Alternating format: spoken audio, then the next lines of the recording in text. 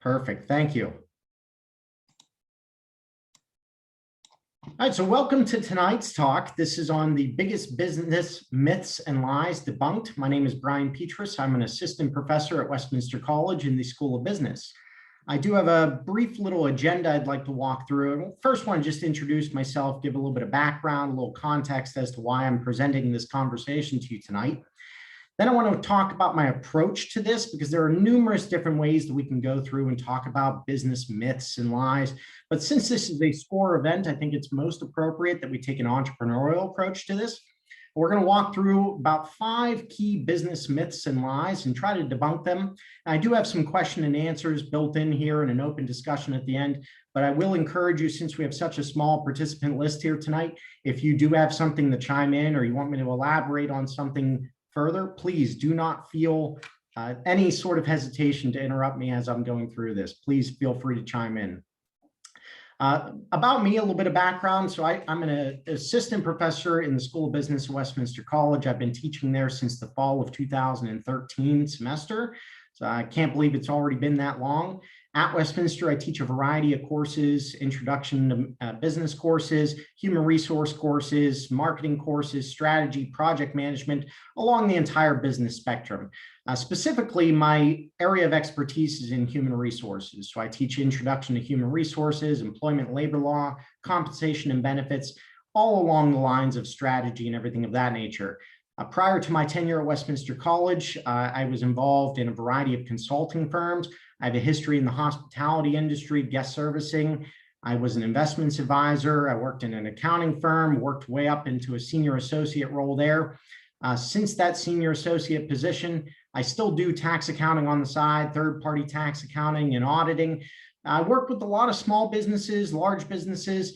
In 2014, I purchased a firm out of Florida and relocated it into the state of Pennsylvania, First & Company. This is an a la carte outsourced human resources firm. So we work nationally as well as internationally.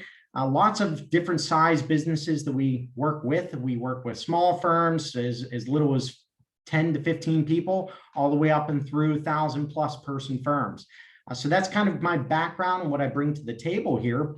And we're going to go ahead and dive right into tonight's discussion about the biggest business myths and lies and try to debunk them as we go through. And the very first one is a little counterintuitive one, given my background. The very first myth that we commonly hear in the business realm is that you must have a college degree or a degree in your field in order to be successful in business. I'd like to place a caveat on this. Obviously, I am in higher education. I am a huge proponent of higher education. I do believe that education is a necessity. I believe that education, in particular a liberal arts education, provides a lot of opportunities for a lot of individuals and ultimately turns individuals into well-rounded employees.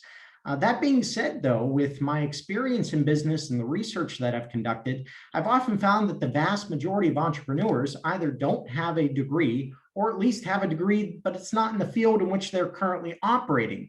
So the myth that we commonly hear is if you want to be in business, you got to get a business degree, or if you want to start a business, you got to get a degree in entrepreneurship. And that's absolutely not necessarily the case. The truth behind this is that you don't necessarily need a degree, but you have what we call in the human resources realm, KSACs. That is knowledge, skill, ability, and other competencies. Over the past several years, we've ultimately seen several employers even shift away from having a degree as a requirement for the position. More so, many more employers are moving towards you need to have experience and/or you have to be able to perform the essential job functions. In recent years, Google has shifted away from having a degree requirement, as has Tesla. Both of these large-scale firms have said, hey, if you can do the job, we can train you. We can put you through a particular set of experiences, and if you showcase to us that you're capable of performing these job functions, we want to have you on board. So no longer is a 4-year degree necessarily a hurdle that one has to jump in order to be successful in a particular business environment. Now, that's working for an employer. As it relates to being an entrepreneur, you don't have to have a degree, but you have to have some sort of experience background. You have to have the skills in order to present. You have to have the skills associated with conducting whatever that job actually is. And I have four major examples of individuals that started college degrees, but ultimately retracted or backed out of those college degrees. But I do want to, again, place another caveat on this, and that these are extreme examples. So on the right here, we have Mark Zuckerberg, who dropped out of Harvard, went on to found Facebook. Steve Jobs, of course, dropping out of college to found Apple. Bill Gates dropping out of Harvard in order to start up Microsoft. And then Kanye West dropping out of Chicago State.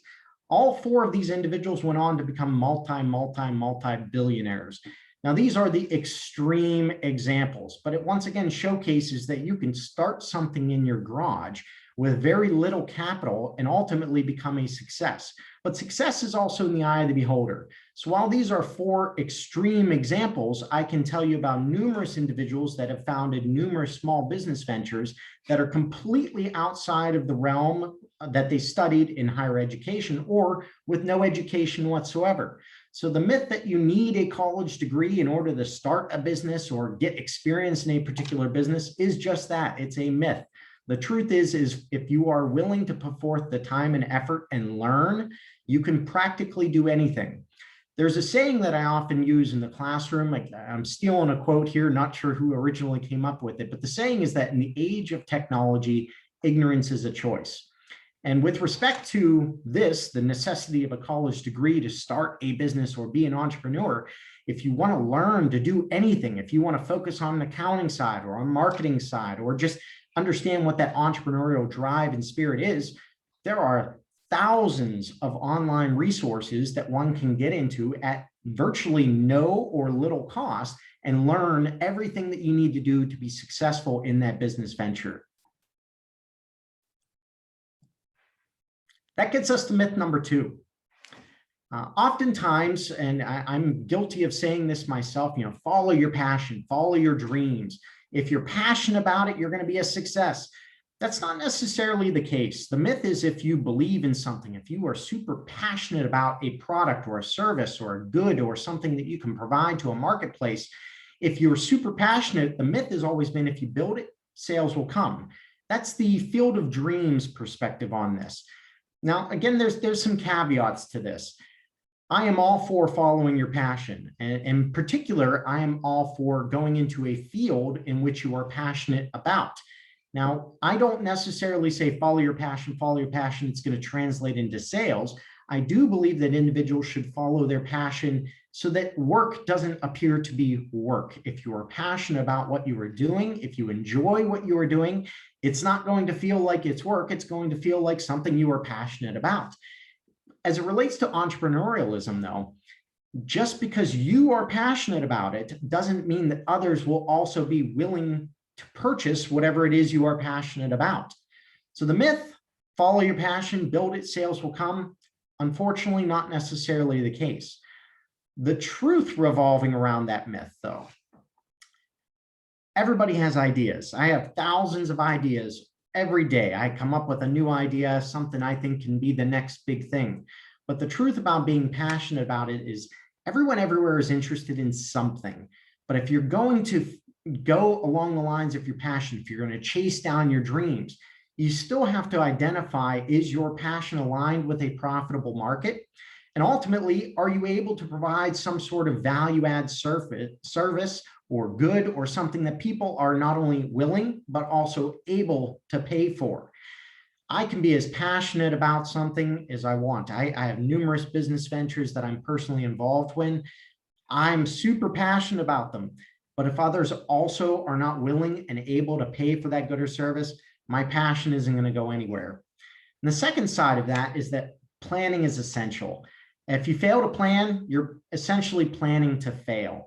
This is an old business adage. We use this in all of our business courses whenever we do a business plan. Now, when an entrepreneur gets into this, you generally have three different types of entrepreneurs. You have the entrepreneur that's going to plan every single step of the way.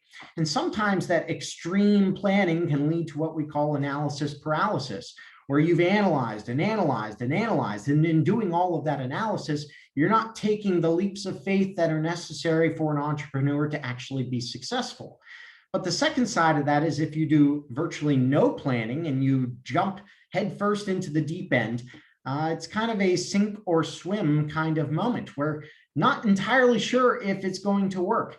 So in essence, you have to plan. You have to plan out what markets you're going to attack, what products you're going to produce, what the cost of that production is actually going to be. Fun story, back in my consulting days, I was working with a company that was extremely passionate about everything that they did and believed in the goods that they were producing. They had wonderful reviews. The problem is they didn't understand their operational costs, and it turns out that every product that they sold, they were selling at a loss. Unfortunately, that passion and that lack of planning led them going out of business. So you got to be passionate, but at the same time, you have to be realistic with respect to the market that you're jumping into. You have to be realistic about your expectations once you're in that market. And that gets us into the third myth here. This third myth, a product is a business. I can't tell you how many times I've had individuals or even businesses that come up to me and say, I got this new idea. And I say, sure, tell me about it. And I generally run into one of two things. Either the individual says, well, I can't talk to you about it because you might steal it. And if I'm willing to talk to you about it, I want you to sign this NDA. Generally speaking, that's kind of a red flag to me that you have this idea that you're never going to capitalize on. That's not always the case. Some people have a valid reason for having an NDA, but generally speaking, it's a business that already is established and they have the next best thing that they're working on that requires the NDA. But an individual that generally doesn't have a business already set up and established wants me to sign an NDA to talk about their idea. I've generally found that those ideas are not going to come to fruition. But this idea of a product, the other side of that spectrum where the person says, I got this great idea. And instead of telling me about the business, they tell me about a singular product. And often that product could be very well received into the market. It very well could be the next big thing. But a product is just that. It's a product. It's not necessarily a business. It could be a simple product that somebody has an idea and perhaps it would be well received. But if there's not some sort of business structuring around it, the policies, the processes, the procedures of taking this idea, putting it to market, driving the sales factor up, all you're left with is a product that may or may not be protected in a market environment. So you could have the next best thing, but if it's not protected, somebody could steal the idea and ultimately take all of your sales away. So the myth, a product is a business. The truth revolving around that is that you have different definitions that go with these things. A product is the item that's ultimately offered for sale. And you can see the definition here. A product can be a service or an item. It can be tangible, it can be intangible, physical, it can be virtual. But every product, no matter what, has some sort of cost. And it's sold at a particular price. But the business has to decide what price it's going to charge. And that decision is ultimately based on what market you're going to go into, what quality aspect you're ultimately trying to achieve, how you're going to market said product, how you're going to determine your market segmentation strategy once you've segmented, how you're going to actually target in on the target consumers. That's that product side. The business side is the organizational efforts, the activities of an individual or individuals to produce and ultimately sell those services for a profit. Now, of course, you do have nonprofit entities that don't have a profit motive, but they do have a revenue motive. Nonprofits still have to churn revenue. Otherwise, any time they're faced with an expense, they're not going to be able to cover those expenses. It's not so much that a product can't work, but it's not a business unless you can sell it. So what this means is you're validating your sales process. You're validating that there is a market demand for the said product and that people or buyers are willing and able to pay for that said product. So the product, yeah, it's a good idea, but it's not a business. That leads us to another myth. Myth number 4, you must wear all the hats. I've said this to people. I've heard it said to me. I've heard numerous individuals saying this. When you start a business, you don't have the capital. You don't have the cost structure to afford to hire all of the people that you need in order to work. So often that entrepreneur wears all of the hats, does everything in the business.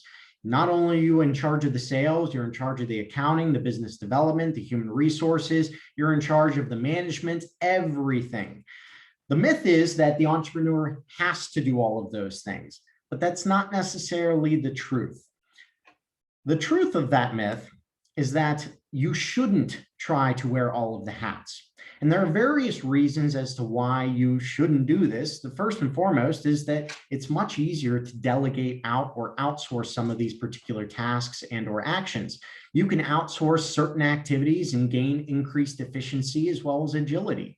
So for instance, when I first started my business, even though I had an accounting background, that wasn't the area that I wanted to focus on. So I outsourced the accounting. That's somebody else's main area of focus. They're going to be looking at things through a whole different perspective, an entirely different lens than I would be viewing it from.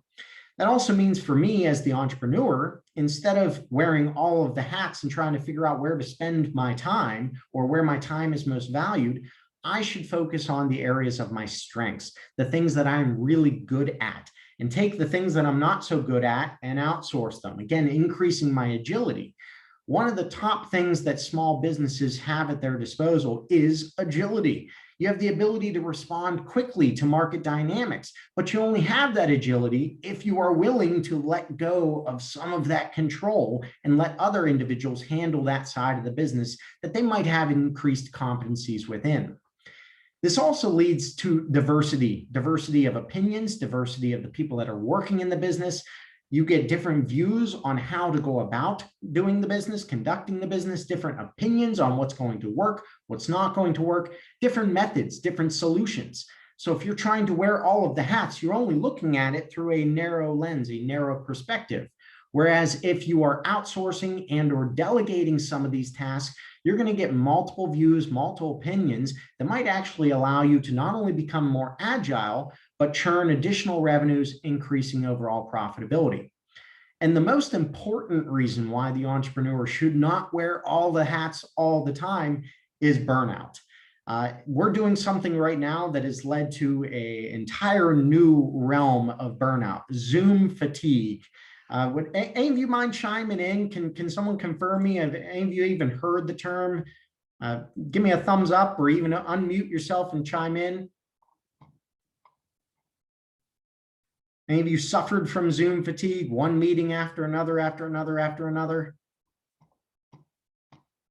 Absolutely. It is a phenomenon that up until COVID, we weren't really experiencing. But the same type of thing applies in a business type of venture. If you are trying to do all of the things, you're not going to do all of the things very well. And that even goes back to the earlier conversation, one of the earlier myths. If you're trying to do all of the things, you're losing focus on your customers. You're losing focus on your main reason for even starting the business. Now, in the beginning, it's sometimes necessary for that entrepreneur to wear many hats and do many different jobs. But the goal should be to phase out of all of those numerous hats and instead focus on the main area that you are good at.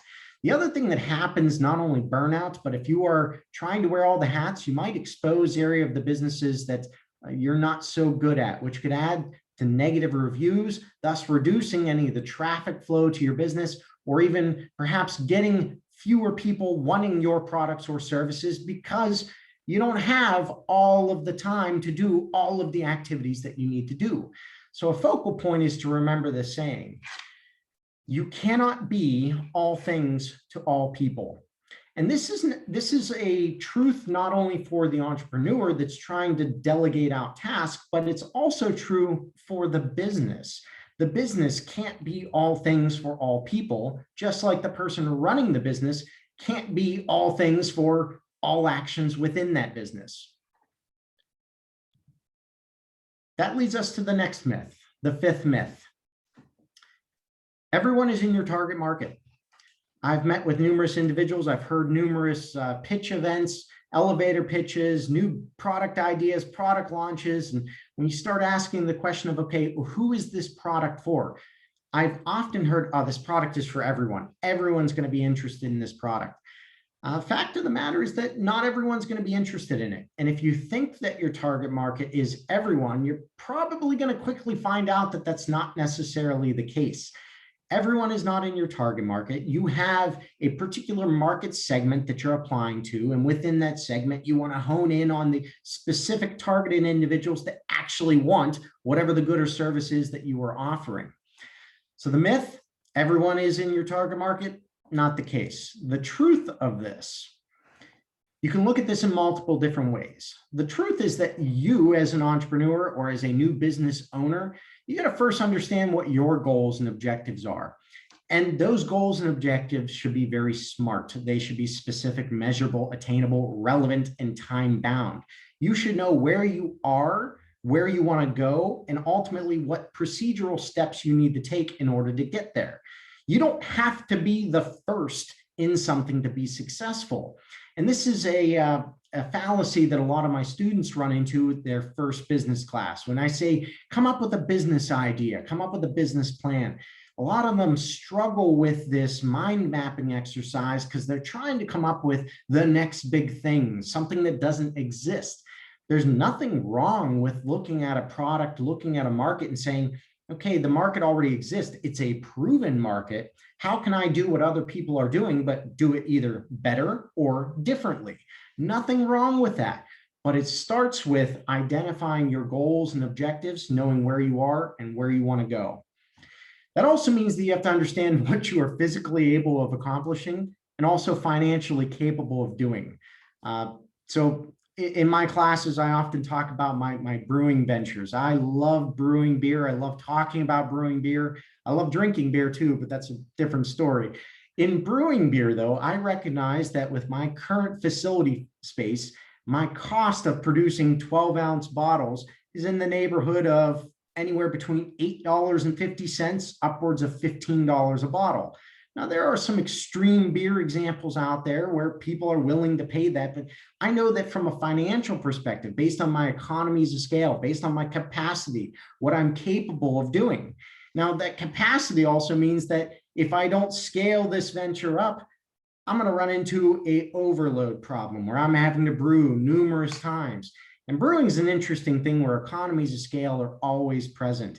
It takes virtually the exact same amount of time to brew 5 gallons of beer as it does 100 gallons of beer, or as it takes to brew 15 barrels worth of beer, with the exception of the amount of time and energy it takes to heat up a vat of liquid.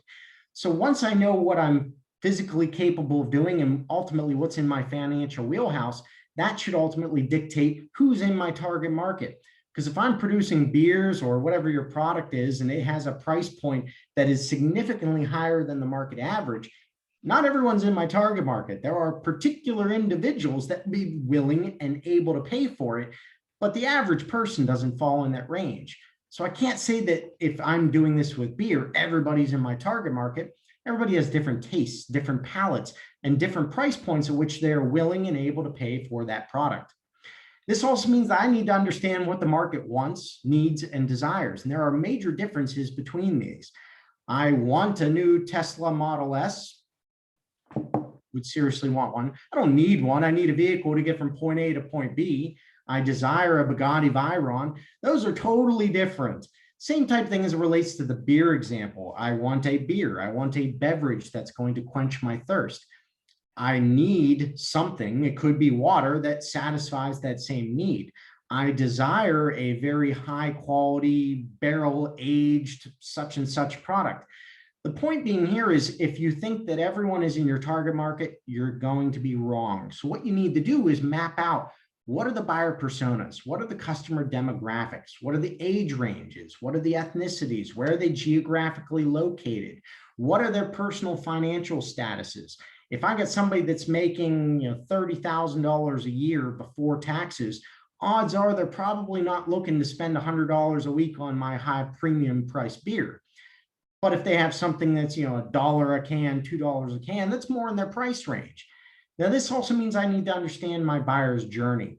I mentioned Zoom fatigue earlier, and this ties back to the advent of all things internet, all things social media marketing. The buyer's journey has taken an interesting trek during all things COVID. For instance, again, I'll ask if you wouldn't mind chiming in, give me a thumbs up if you're guilty of doing this. Have any of you during COVID gone on to an Amazon or an eBay and added all sorts of stuff to your shopping carts, but then exited without buying? Have any of you done that? I see Paige, Jess, I see a couple thumbs up here. This is a new phenomenon. Historically speaking, people are going on to these websites. They're searching for the products that meet their needs. Perhaps they're going to go and look at some competitor products, or people who bought this are also interested in this. And you scope around, you find the one that meets the quality that you're looking for, has good reviews, is in your price range, you add it to your cart, you buy it. It's not necessarily what we've seen during COVID. We've seen ghost shopping happen more in COVID than anything. So if you're tracking the data analytics on your website and you see, oh, X amount of people are popping onto my website, I'm getting lots of traffic. You also want to pay attention to what's the bounce rate. How many people are adding things to a shopping cart, but are inevitably leaving that website before they make the purchase? So you got to understand what's the buyer's journey. This also means that you need to know, how are people finding your good, your service? So for instance, if you were looking for my beer in a store, you're never going to find it. I can't legally sell my beer. But I would need to know, if somebody is looking for that beer, what's making them want to look for it? Are they Googling it? Are they going to a beer store? Are they searching for it in a particular manner? What are those keywords or the search engine optimization terms that I would need to know so that I can appropriately position my product so that when they search for the keywords associated with it, it shows up and populates in their search results. I got to know if they're going to go to Google first, and then are they going to go only on that first page of search results, or are they willing to go 3-4 pages deep? If they find a product on Amazon that satisfies their needs, are they going to go there and then find out who actually produces this product? Can I go to that company's website and purchase it at a different price point directly from the customer? And I'll give you a perfect personal example of this. Lately, I've been adding smart devices all throughout my house. So Wi-Fi LED bulbs, Wi-Fi spotlights, this, that, and the other, and I linked them all to an Alexa account. This has been really cool for me since I can put timers on everything, but I'm looking for specific Wi-Fi based products. So I started my search on Amazon, like many of you might be doing. I quickly found that the providers that I was most interested in, if I navigate to their website, I can get the same products at a discount since they're not having to pay the 25% fee to Amazon to sell them. Now, I'm not going to get the free shipping and everything, but depending on what I'm buying, that could be to my advantage. So my point being here is you got to know your buyer's journey before you can officially tell them how to find your products. But this means that I need to provide value that they are seeking and ultimately translate that value into a sale. So linking back to one of the earlier myths, if I am passionate about something, that's awesome, but I need my customers to also be passionate about it, and I need those customers to be willing and able to purchase it from me. The customers are always right, no doubt about it, but they're not always right if they are not your customers. And that's a key point to drive home related to this particular myth. That gets us into a bonus myth here. The bonus myth meaning entrepreneurship is easy, it's going to rid you of the 9-to-5 grind, and ultimately it's going to make you rich. That is without a doubt the biggest myth associated with all things business, and in particular, all things entrepreneurship. The truth about these statements, first and foremost, structuring a business is easy. In fact, it looks like we're at 6:30 right now. If we wanted to, I could walk you through the process to structure you a business in the next 15 minutes. We can do an entity name search, make sure that the ID that you want to fall under, how people are going to know you by, it's free, it's available. We could find out if the website domain is available if you need one. We could get you an EIN. We could fill out a PA 100 or whatever state you're in. We could go on to PAE Tides, go on UCMS, file all the paperwork, all within the next 15 to 30 minutes. Structuring a business, super easy. Now, of course, that adds some complexities depending on the type of business. Sole proprietorships, 15 minutes, no big deal. You want an LLC, a little bit more complicated, but still relatively easy. Partnerships, of course, you want a partnership agreement, protect yourself, understand what you're doing, what your partner's doing, what you're bringing in, what they're bringing in, what the profit sharing is going to be. But that's the structuring side of things, super easy, no big deal. What's challenging though is being an entrepreneur. being an entrepreneur takes time. Being a successful entrepreneur takes even more time.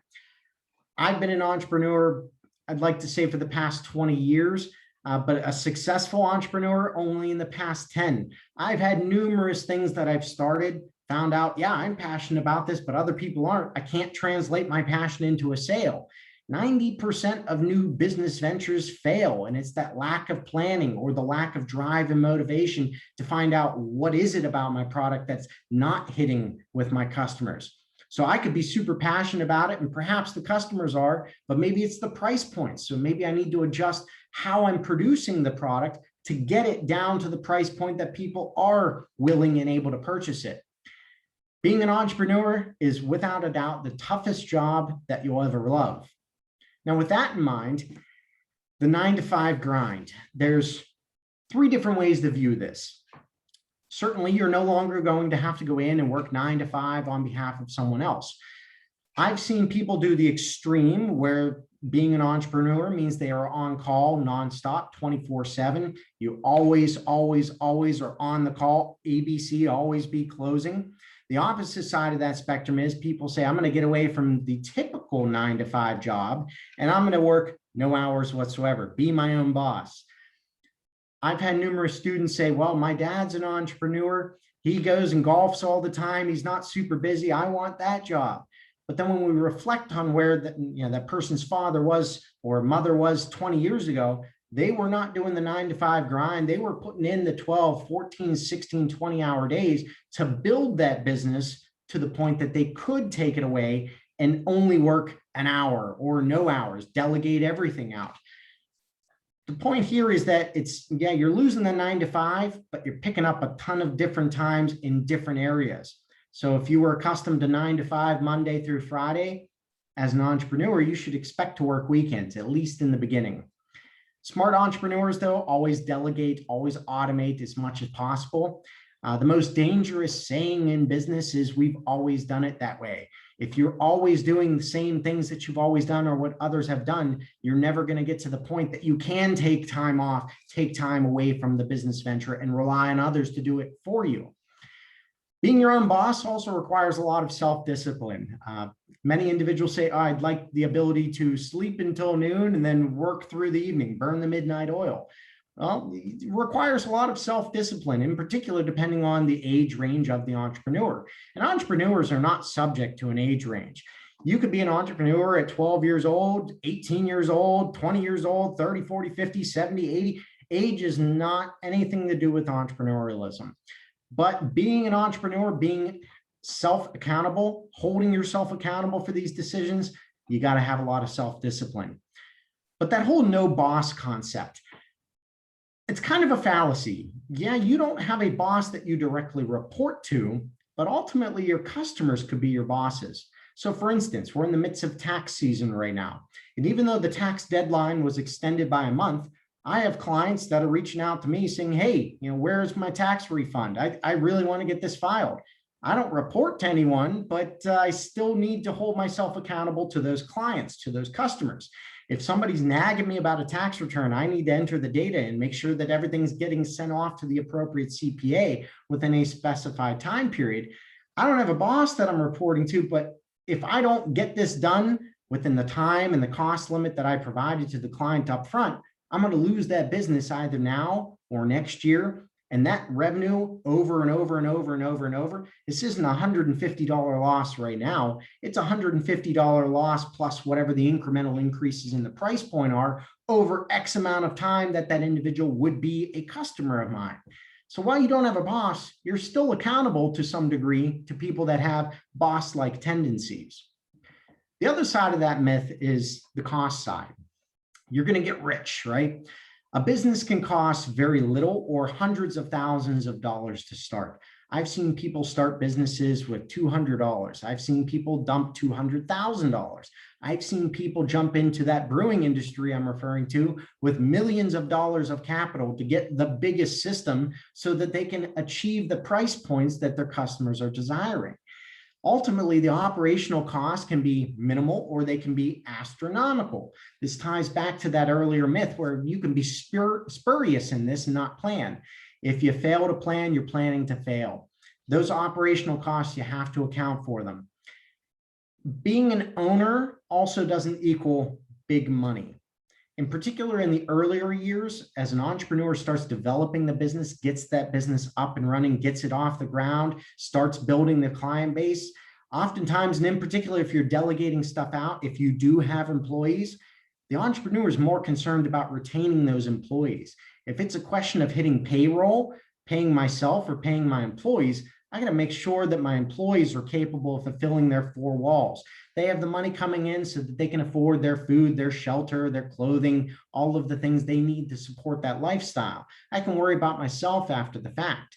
So I'm not going to get wealthy right off the bat. Of course, some people are super lucky, hit that lottery, and next thing you know, multi-millionaires. But ownership doesn't mean big money. Even after the fact, if you've delegated and you've grown the client base and you've been in business for 20 years, that doesn't necessarily equate to being a multi-millionaire. That depends on your lifestyle, how you are going to spend the money, the hard-earned money that you've made. And ultimately, there are numerous other ways, some more risky, some less risky, that you can get rich. Each of these has varying degrees of risk. It's sometimes easier to jump into the corporate world, climb that corporate ladder all the way to the top, and you're not taking on any of the business risk. The business goes under, okay, you leave, you go find work elsewhere. With an entrepreneur, though, that's not necessarily the case. Seeing the business fail, that's your baby. Seeing it fail is not an option. So you got to keep climbing back. That means you got lots of risk involved. So the myth that all entrepreneurs are going to be super wealthy, not necessarily the case. And I do want to throw a caveat on that. There's a difference between earned income and passive income. Some of these entrepreneurial ventures that generate recurring revenue streams, like a hands-off passive income approach, that's awesome. You can keep that revenue stream growing and growing and growing indefinitely. But the ones that require the hard work, the effort, the earned income side of things, different story. And with that myth, I would also throw in being an entrepreneur, it's not a job, it's a life, it's a lifestyle. And that also means that it's super important for you as the business owner, as the entrepreneur, you have to unplug. You have to take time off. The average person in the United States is afforded anywhere between 1 and 2 weeks of paid time off in any given time. Paid time off is not a legal requirement in the United States. So some people, when they take on that first job, don't get any time off. They have to accrue that time off. Well, same thing with an entrepreneur. It's extremely important that if you are doing this, and in particular, if you're the person that wants to wear all of the hats, you got to unplug. You got to take some time off. Mental health is absolutely paramount to your future success. If you go in with the wrong mindset, you treat your customers poorly, they're not coming back. You're going to lose those revenue streams. So the myth that it's easy, you're going to be super rich in doing it, that's not the case. You can do that, but the myth has absolutely been debunked. And that leads me into our Q&A session. But before I get into that Q&A, I just want to throw out a major thank you for all of you joining me here tonight. In particular, I mentioned already, we got 70-degree weather here, sunny, it's beautiful outside. I know there's numerous other things that you might be interested in doing, so I greatly appreciate you being here. And I always like to end talks like this, and in particular one like this, with this saying, in business, you can make money, you can spend money. I love doing both. You can always make more. But the one thing that you don't get back is your time. Time is your most valuable asset. And with that, I thank all of you for spending your time here with me this evening. So with that, we're going to go ahead and jump into a Q&A. And if you all don't mind, I'm going to stop the share. I would love to see some of your faces, hear what you have to say and everything. So feel free, join me in a conversation. What are your thoughts on this talk? What are your thoughts on the myths? What questions do you have? Who's going to take the plunge first?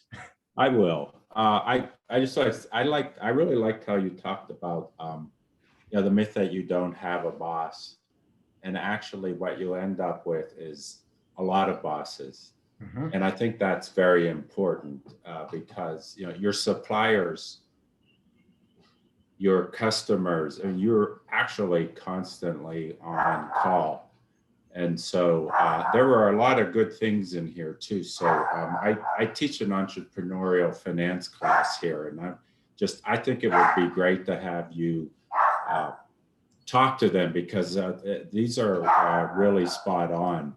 And I had no idea that good beer that you brewed is $15 a bottle. And I did offer to bankroll you at one point to expand. So I just like that, that offer still floating around out there somewhere. But thank you for this. And actually, this was very spot on. So well, thank you, Will. That's more of a comment than a question. So. Yeah, thank you. To that, I'll add two things. Even though you were willing to sponsor me, unless you got 1.2, and in particular right now, actually that's going to go down. So as a consequence of COVID, the amount of nano breweries and small batch breweries have really suffered based on the capacity requirements revolving around the restaurant side of the businesses. So I foresee a lot of used equipment hitting the market in the upcoming year here. So my analysis where I would need 1.2 to hit a price point that would be appropriate for the market, it's probably going to go down since the equipment's going to be on a fire sale here. So I might still take you up on that, but same thing, I can't be all things to all people. So doing that full-time, teaching full-time, doing all the other crazy ventures I do, probably not the best thing for my mental health to wear all those hats. Yeah, no, it's pretty incredible, all the things that you're involved. I think there's a clone of you out there somewhere. That's the only way you could really address all those things. This was really good. And you're giving away my secrets here, Will. Clone yourself. So I see something in the comments here. Found the video extremely helpful. Thank you. I appreciate that. Mitch, I know this was a direct message to me. Absolutely, I can share my contact information with you. And actually, I'll go ahead and throw my contact information into the chat here right now to all of you. Do feel free to reach out to me, and I will send you my, let's see, which email should I use? So I got an email for the college, I got an email for my company, email for the brewing. We'll use my college email, simplify it. So this is my email address at Westminster College. Please don't hesitate if you have any questions, not only about this talk, but anything in general. I'm always willing to talk entrepreneurship. Who else is out there? Any other thoughts, comments, questions? Hey, Brian, it's AJ. I got a question for you. How you doing, AJ? Doing well. I'm sitting outside. It's a nice evening. I'm listening to you talk about entrepreneurship. So all is good. So my question, with all the different things that you're working on with, the brewing and, doing taxes and everything you got going on at Westminster with the different, they might not be businesses per se, but they are projects that you could kind of equate to a business. It's just a group of people getting something done, right? Mm-hmm. So in all those different projects, what is something that you've seen as a through line kind of going, just it's been a consistency through the different projects that has led to success? Something specific for each of those that has led to success. Yeah, like one common theme. The individual. Honestly, it's all about the individual. I've seen numerous people that have great ideas, but don't have the drive and motivation to follow through with it. It really boils down to that drive and motivation. And that's in a multitude of facets. So for instance, you're an entrepreneur. I've walked with you through this process from day one. You originally started this as a part of a business plan project. You wrote a business plan because I asked you to write a business plan. But instead of just taking it as a business plan and instead of just submitting that same plan just to get a little bit of scholarship money, you said, no, I'm not going to do this just for the sake of the money. I'm going to do it because I want to do it. I want to follow through with it. So you exhibit the characteristics and attitude, that drive, that motivation, that you didn't know a whole lot about this realm that you're now operating in, even seeing your products that are now listed on Amazon. By the way, I got to throw AJ out here. If you haven't seen his products, you got to go on Amazon and check out Odorex. I highly recommend scoping them out. So quick plug for you here. But think about this though. So when you wanted to start selling your products and you wanted to get them on Amazon, did you know anything about the business side of Amazon's platform? No. So jumping in the first time you look at it, there's a whole lot of stuff in there, and it's scary, it's daunting, but you exhibit the characteristics of the kind of person that, remember my saying at the beginning here, ignorance, in the age of technology, ignorance is a choice. I'd be willing to bet, and correct me if I'm wrong, you Googled a ton of information about how to do this on Amazon. You probably watched a bunch of YouTube videos. You probably reached out to people that have historically done this. You've maybe reached out to some individuals that already sell through Amazon. You're asking their thoughts about the processes and procedures about getting your products listed. How do you navigate it? How do I link the SEO that I'm doing on Google to all of my Amazon stuff? Have you done all of that? Well, I took a page from Ron's notebook and I delegated it, so I didn't quite do that. But no, that comment you said there, ignorance is a choice. I remember telling Marcus that we were just doing, just different things. You could use any example, and I told him, I was like, there's really no excuse to not know something, like to not know how to do something. Like, it's out there if you want to find it. So I totally agree, and I appreciate it. Yep.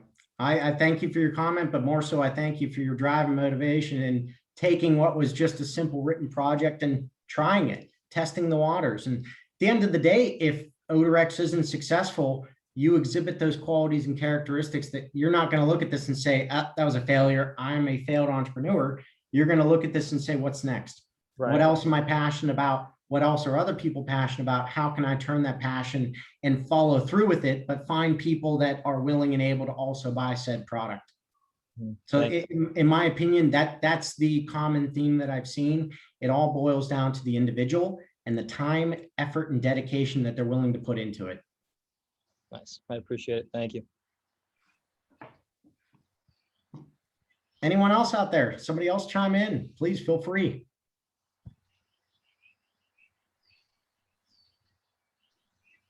We got about 12 minutes left, so we can either end early or I'm happy to field some questions.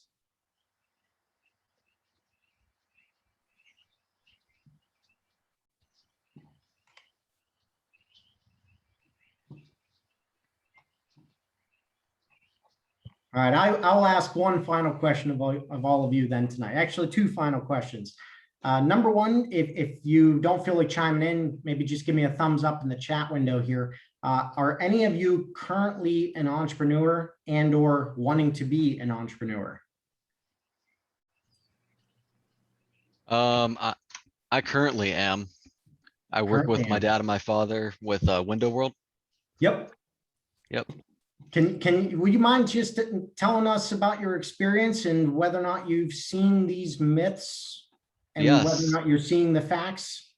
No, everything you said was dead on from my experience. I mean, I've been in the business for 17 years, but I've been in management and ownership for the past like 5. So it's been an experience.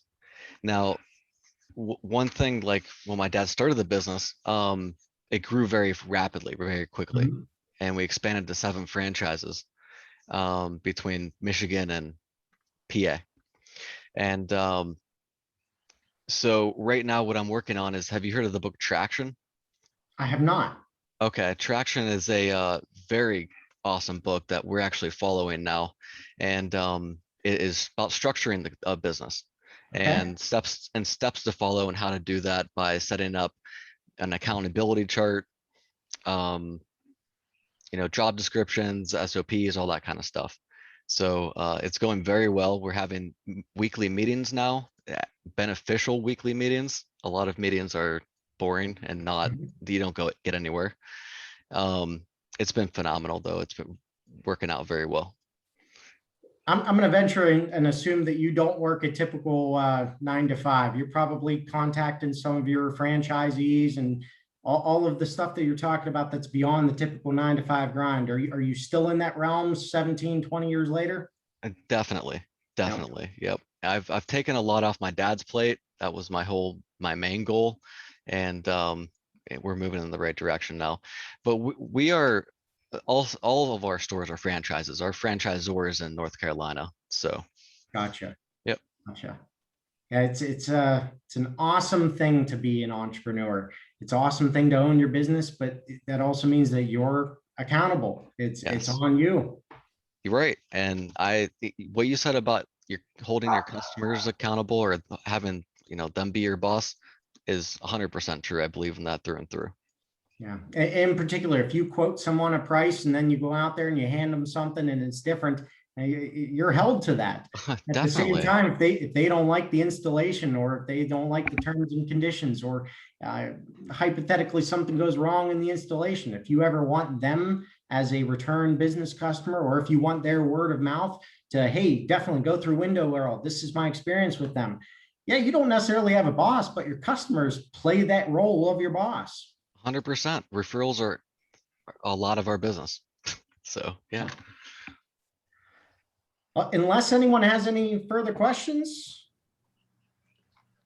I'll just mention one more thing. I liked how you said you don't have to wear all hats, because I think that's a common misconception. And so I'm a part of an entrepreneurial venture, and I bring the finance piece. I bring, what I have an expertise in, and I have partners, and none of us have all the answers, but together where our skill sets complement each other. And so there really is a synergistic effect. I think it's important that you're not going to wear all the hats. You're not going to know it all. And that's okay. You don't have to have all the answers to everything. So I thought that was really good to bring that out.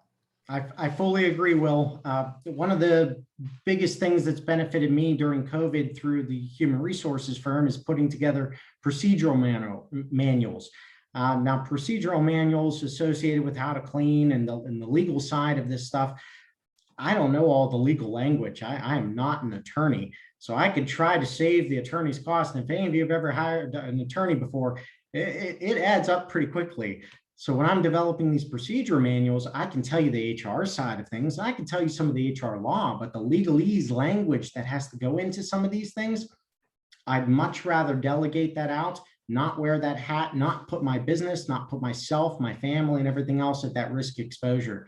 So you're exactly right. Delegate, focus on your strength, use that strength, but at the same time, recognize that other people, their strengths are different than yours. And if you can capitalize on them, that's where the synergies really happen. So great comment. Well, with that, again, I thank you all for your time this evening. It's been a pleasure speaking with you all. I hope that you found this talk worthwhile. I hope that you got some good information out of this. As I mentioned, there are numerous business myths that we can debunk, lies associated with this stuff. But since this is a SCORE event, I wanted to tailor this towards some of the entrepreneurial sides. But hopefully you enjoyed this. I know I did. So thank you all. I hope you all have a wonderful evening. Thank you. Thanks.